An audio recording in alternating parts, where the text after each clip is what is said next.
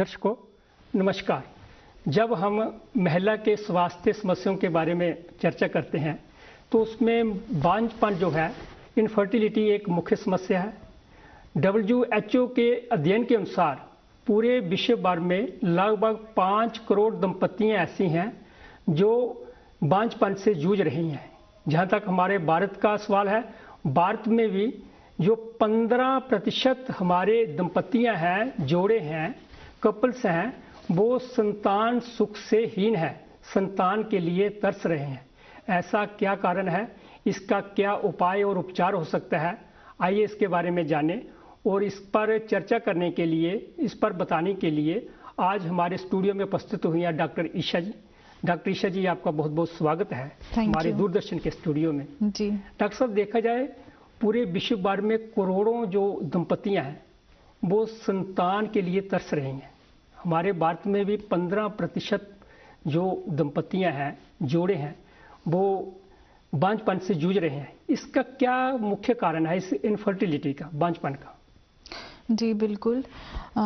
जी आपने सही बोला कि इनफर्टिलिटी जो है आजकल काफ़ी ज़्यादा मात्रा में देखी जा रही है जी। बिल्कुल 15 से 20% आजकल देखी जा रही है प्रेवलेंस हमारे देश में, भारत में जी, भारत में।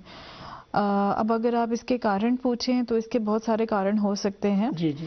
टिपिकली आजकल जो रिसेंटली देखा गया कि इनफर्टिलिटी की मात्रा पहले से ज़्यादा बढ़ गई है।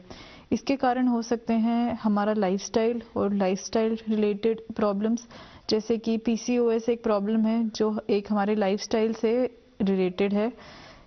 उसमें एक हमारी डाइट में फास्ट फूड, जंक फूड का सेवन ज़्यादा होना, घर का पौष्टिक आहार खाने की जगह बाहर का जंक फूड ज़्यादा खाना, फिर उसके बाद एक्टिविटी लेवल बहुत कम होना, सेडेंटरी लाइफस्टाइल होना। क्या ये इनफर्टिलिटी से लिंक्ड है, संबंधित है जी सारा जीवनशैली? जी, इन सब से PCOS की मात्रा बढ़ती है और PCOS एक डायरेक्ट कॉज है इनफर्टिलिटी का जी जी। तो PCOS क्या होता है, इसके बारे में थोड़ा सा जनरल भाषा में जी हमारे दर्शकों को बता दें। जी बिल्कुल। PCOS या पॉलीसिस्टिक ओवेरियन सिंड्रोम या पॉलीसिस्टिक ओवेरियन डिजीज जिसे बोलते हैं, तो इसमें बच्चेदानी में कोई डिसऑर्डर, विकृति पैदा हो जाती है जी। जैसे कि नाम में है पॉलीसिस्टिक ओवरीज, तो ओवरी मतलब कि अंडेदानी में काफी सारी सिस्ट होना, ठीक है, छोटी छोटी रसोलियां होना जी जी। एक ये इसकी एक मेजर मैनिफेस्टेशन होती है जी जी। उसके अलावा पीरियड्स में इरेगुलरिटी होना, पीरियड अपने टाइम से लेट आना, उनका फ्लो कम होना, 4 महीने 6 महीने पीरियड्स ना आना, पहला एक ये सिम्टम होता है जी। उसके अलावा जिसको हम बोलते हैं हाइपर एंड्रोजेनिक सिम्टम्स, मतलब कि मेल सिम्टम्स ज़्यादा होना, जैसे चेहरे पे पिंपल ज़्यादा होना, एक्ने ज़्यादा होना, फेशियल हेयर ज़्यादा होना, हेयर लॉस, बाल एक्सेसिव झड़ना। दूसरा सिम्टम ये होता है, गर्भधारण को रोकते हैं जी, बांझपन को बढ़ाते हैं, इनफर्टिलिटी को जी। और तीसरा इसमें होता है अल्ट्रासाउंड में ओवरीज में मल्टीपल सिस्ट होना, पॉलीसिस्टिक ओवरीज होना जी जी। तो इसी को बोलते हैं पॉलीसिस्टिक ओवेरियन सिंड्रोम या डिजीज। अब इसकी क्या क्या सिम्टम्स होते हैं? ज़्यादातर अनमैरिड और यंग गर्ल्स में सिम्टम्स होते हैं मुंह पे ज़्यादा बाल होना, पिंपल्स होना, हेयर लॉस होना, तो उनको कॉस्मेटिक अपीयरेंस जो कि काफ़ी उनको बॉदर कर सकता है। और दूसरा पीरियड, जो क्रीमें या पाउडर लगाते हैं बाहर से सुंदर बनने के लिए जी जी जी जी। और क्या इसको नहीं लगाना चाहिए सेहत के लिए? उनका ज़्यादा इसमें रोल नहीं है, उसका आपको ट्रीटमेंट ही लेना पड़ता है जी जी। दूसरा यंग गर्ल्स में सिम्टम होते हैं पीरियड्स की इरेगुलरिटी, जैसे मैंने आपको बताया। मैरिड फीमेल्स में ज़्यादा डिस्ट्रेसिंग सिम्टम होता है इनफर्टिलिटी या बांझपन जिसे आप कह रहे हैं जी जी। कंसीव होने में प्रॉब्लम होना जी जी, बहुत गर्भधारण करने में जी जी जी। बहुत बड़ा सिम्टम यही होता है मैरिड लेडीज में जी जी। और आगे चल के इससे डायबिटीज का भी इंसिडेंस बढ़ सकता है, हार्ट डिजीजेस का भी बढ़ सकता है, डिस्लिपिडीमिया या इनफर्टिलिटी से PCOS से PCOS आगे चल के उम्र में डायबिटीज, हार्ट डिजीज, डिस्लिपिडीमिया मतलब कि फैट रिलेटेड डिसऑर्डर सब कुछ कॉज कर सकता है जी जी। तो एक ये मेजर कारण है बांझपन का जी जी। उसके अलावा लेट मैरिज होना, लेट चाइल्ड बेयरिंग प्लान करना, बिकॉज देखा गया है कि महिलाएं आजकल अपने करियर पे, स्टडीज़ में इतना फोकस कर रही हैं कि उनकी शादी ही लेट हो रही है 30 साल के बाद या 35 साल के बाद। तो एज के साथ तो फीमेल्स की फर्टिलिटी बहुत जल्दी कम होनी शुरू हो जाती है, क्योंकि उनमें एग्स का जो काउंट होता है, जो आपको पता है जैसे हर साइकिल में एक एग रिलीज होता है और पीरियड्स आते हैं, तो ये एग्स, हाँ जी, ये एग्स शरीर में हर साइकिल में हर महीने कम होते जा रहे हैं, और जैसे जैसे आयु बढ़ती जाती है, हाँ जी, और 35 ईयर्स के बाद ये बहुत कम हो जाते हैं, तो फिर प्रेगनेंसी होने में काफ़ी मुश्किल हो जाती है। उसके अलावा कुछ कारण हो सकते हैं infections, PID, pelvic inflammatory disease, या इन्फेक्शन, बच्चेदानी का इन्फेक्शन जो होता है वो भी एक कारण हो सकता है इनफर्टिलिटी का। उसके अलावा मेल प्रॉब्लम्स भी हो सकती हैं, जैसे मेल्स में भी। हम तो महिलाओं के विशेष रोगों को ले रहे हैं, तो इसलिए महिलाओं के बारे में हम ज़्यादा फोकस कर रहे हैं। जी बिल्कुल जी। तो इनफर्टिलिटी के यही कॉजेज हैं। क्या ये बांझपन को उपचार करके संतान का सुख लिया जा सकता है, ऐसा उपचार है? जी बिल्कुल। क्या करना चाहिए ऐसे रोगियों को, ऐसे कपल्स को? जी देखिए, जब अगर प्रेगनेंसी ट्राई कर रहे हैं और नहीं हो रही है, अगर 6 महीने 1 साल आपने नेचुरली ट्राई कर लिया है और अगर आप नहीं कंसीव कर पा रहे हैं, तो आप अपने डॉक्टर के पास जाएं, ताकि वो आपको इवैल्यूएट करें, वो देखें कि क्या कारण है आप में जो कि प्रेगनेंसी नहीं हो रही। उसमें वो मेल को और हस्बैंड को, वाइफ दोनों को चेक करेंगे और देखेंगे कि क्या कारण है, और उसका आपको ट्रीटमेंट देंगे। आजकल बहुत सारी ट्रीटमेंट ऑप्शंस अवेलेबल है। पहले तो कुछ इंजेक्शंस या मेडिसिन से प्रेगनेंसी कर सकते हैं। उसके अलावा आजकल आर्टिफिशियल रिप्रोडक्टिव टेक्निक्स जिसे बोलते हैं जी, उसमें IVF या लोगों की भाषा में टेस्ट ट्यूब बेबी जिसको कहते हैं, तो उसकी फैसिलिटी इतनी बढ़ गई है, उसमें इतनी तरक्की हो गई है कि ऑलमोस्ट हर इनफर्टाइल कपल को किसी न किसी ART मेथड से बेबी का सुख मिल सकता है। डॉक्टर साहब, देखा गया कि लोग इसके लिए लाखों रुपया अपना खर्च कर देते हैं जी, लेकिन बहुत से ऐसे मामले देखने को आए हैं जिनको फिर भी इसमें सफलता नहीं मिली है, संतान की सुख प्राप्ति नहीं हुई है। उसका कारण? जी डेफिनेटली इसका ट्रीटमेंट है तो काफ़ी एक्सपेंसिव है। टेस्ट ट्यूब बेबी प्रोड्यूस करने में लाखों रुपए खर्च हो जाते हैं, और इसका सक्सेस रेट भी एक लिमिटेड ही है। तो कभी कभी 1 से ज़्यादा साइकिल लेने पड़ सकते हैं IVF के। अगर उसमें भी आपको नहीं मिल रही है सफलता, तो कभी कभी अपने एग्स नहीं तो डोनर एग लेना पड़ सकता है, या डोनर स्पर्म लेना पड़ सकता है। अगर वो भी फेल हो जाता है तो कभी कभी सरोगेसी की ऑप्शन देखनी पड़ती है, मतलब कि किसी औरत गोद में बच्चा का गर्भ लेके उसमें बच्चा इम्प्लांट किया जाए।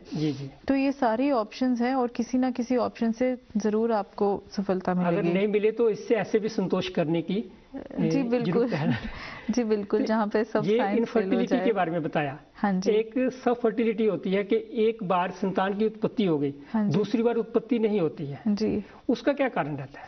देखिए, कारण उसमें भी सेम ही होते हैं। हमें सेम ही कॉजेज के लिए चेक करना है कि इस एक बार गर्भ धारण कर लिया, हाँ जी, लेकिन दूसरी बार सफलता नहीं मिली, उसमें भी यही कारण हो सकता है कि बहुत सालों के बाद अगर आप प्रेगनेंसी प्लान कर रहे हो, तो हो सकता है आपके अंडे ही कम हो गए हों जो एज के साथ कम हो जाते हैं, या हो सकता है कि बाद में PCOS की प्रॉब्लम डेवलप हो जाए, या ट्यूब्स में ट्यूब्स किसी कारण से, जैसे इन्फेक्शन के कारण से बाद में बंद हो जाएं, या हस्बैंड में कोई एक फैक्टर है जो कि सब ऑप्टिमल है और इसलिए प्रेगनेंसी नहीं हो रही। तो फैक्टर्स हमें सारे वही फिर से देखने पड़ेंगे। डॉक्टर साहब, बांझपन का और कैंसर का क्या आपस में कोई संबंध है? क्या बांझपन होने से कैंसर का भी कुछ हो सकता है, या कि जो महिलाओं में कैंसर होते हैं? देखिए, डायरेक्टली तो कोई रिलेशन नहीं है, पर जो कॉज बांझपन कॉज कर रहे हैं वही उनमें से आगे चल के कैंसर कॉज कर सकते हैं। जैसे प्रभाव पड़ता है जी, जैसे कि इन्फेक्शंस हो गए, या कोई सिस्ट है जो कि इनफर्टिलिटी कॉज कर रही है, वो आगे चल के कैंसर भी कॉज कर सकती है। महिलाओं में विशेषकर किस प्रकार के कैंसरों की संभावना रहती है?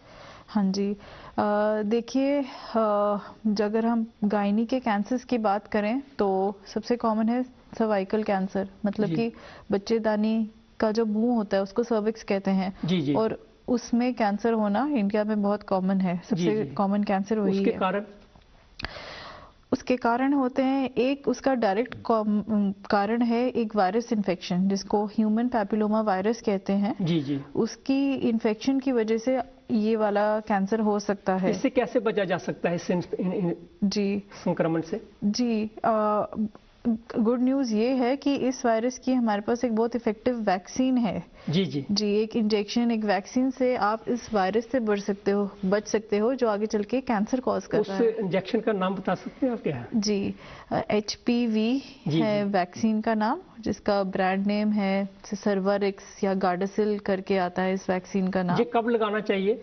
जी, सबको लगाना चाहिए? अगर जिनको जो शिकायत नहीं है या लक्षण नहीं दिखाई देते हैं इसके कैंसर के, वो भी लगा सकते हैं? बिल्कुल, जो वैक्सीन होती है वो हर एक के लिए एज ए प्रिकॉशन मेजर, हर एक के लिए प्रिकॉशन एडवाइजेबल है। ये कब लगाना चाहिए? इसका जो एज ग्रुप है जी जी 9 इयर्स के बाद सभी लड़कियों को एडवाइजेबल है कि ये वैक्सीन लगाएं। 9 वर्ष के बाद? 9 वर्ष के बाद ही जी। और सबसे इफेक्टिव ये तभी है अगर लड़कियां शादी से पहले ही ये वैक्सीन लगाएं, मतलब सेक्सुअल एक्टिविटी स्टार्ट होने से पहले ही ये वैक्सीन लगाएं, तभी ये मोस्ट इफेक्टिव है। जी जी जी। बट अगर किसी कारण मासिक धर्म आने से पहले ये नहीं, मासिक धर्म नहीं, सेक्सुअल एक्टिविटी स्टार्ट होने से पहले, जी, शादी के से पहले ही अगर ये लगाएं तभी ये मोस्ट इफेक्टिव है। जी जी। बट अगर किसी कारण आपकी ये वैक्सीन मिस हो गई है, आप तब भी मैरिड लेडीज भी लगवा सकती हैं 45 साल की उम्र तक। तो अब WHO ने एज लिमिट बढ़ा दी है कि 9 साल से 45 साल तक सभी महिलाएं ये वैक्सीन लगाएं, बट प्रेफर्ड यही है कि शादी होने से पहले ही लगाएं। ये बहुत ही खुशखबरी है कि इससे बचा जा सकता है। जी, ओवरियन कैंसर से। जी जी, सर्वाइकल कैंसर से। जी, इसकी अगर आप 15 साल से पहले लगाएं तो 2 ही डोजेस होती हैं, और 15 साल की उम्र के बाद लगा रहे हैं तो 3 डोजेस होती है। ओवरियन कैंसर वो अलग है? जी, ओवेरियन कैंसर अलग है। जी। अनफॉर्चुनेटली उसकी हमारे पास कोई वैक्सीन नहीं है। वैक्सीन हमारे पास एज प्रिकॉशन मेजर्स क्या लेना चाहिए इसमें? प्रिकॉशन मेजर्स यही है कि अगर आपको कोई भी सिम्टम हो रहा है, जैसे कि अगर आपको निचले पेट में दर्द है, या अगर आपको कोई मास फील होता है, ब्लोटिंग होती है, या ज़्यादा एसिडिटी होती है, पेट में भारीपन लगे या प्रेशर सिम्टम लगे, ऐसे कोई लक्षण लगे तो आप अपने डॉक्टर से चेकअप कराएं।